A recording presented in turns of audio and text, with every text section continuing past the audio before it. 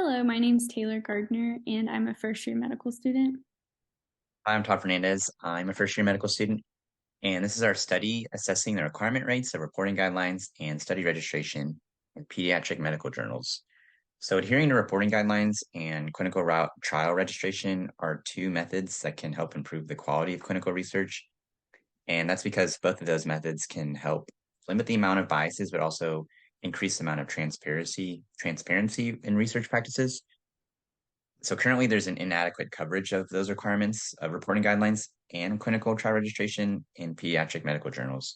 So we wanted to investigate the adoption of these requirements in the journal's instructions for authors in pediatrics. So for our systematic review, we assessed the top 100 peer-reviewed clinical pediatric medical journals that were identified using the 2021 Scopus site source tool. And then in a double blind fashion, Taylor and I extracted data from each of the journals from their instructions for authors page concerning statements regarding the enhancing quality and transparency of research or the Equator Network and or the ICMGAE. And we selected guidelines that were specifically outlined in the Equator Network and also the clinical trial registration requirements. And to get rid of any bias, Taylor and I also contacted the editorial board of each journal to confirm which article types were accepted. So for the results out of the top 100 journals that we analyzed, we looked to see if these specific guidelines, these 15 were mentioned in the instructions for authors.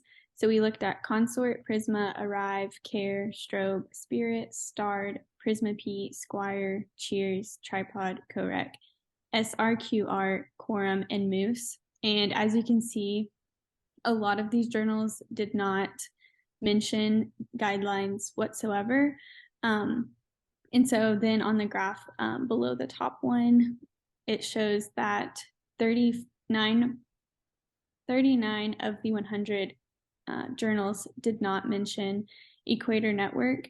And then for the clinical trial registration requirement, 42 did not mention registration requirement, 9 recommended it, and then 49 required it.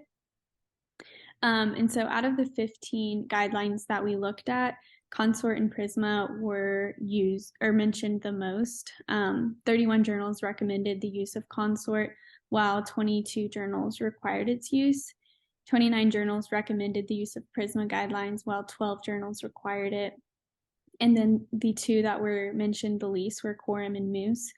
And then 91 journals did not mention the use of Quorum, and 93 did not mention the use of Moose. Overall, we found that of the investigated reporting guidelines, they were not mentioned in more than 50% of our journal sample. So as you can see, that is really significant. In the majority of the pediatric journals that we analyzed scarcely required or recommended reporting guidelines. And then moving forward, we recommend that pediatric journals consider enforcing the use of reporting guidelines, as this is likely to cause a subsequent improvement in the quality of published results, as well as decreased incidence of biases.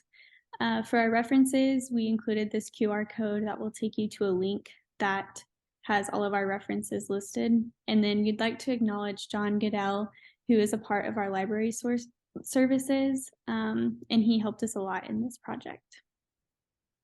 So thank you. Thank you.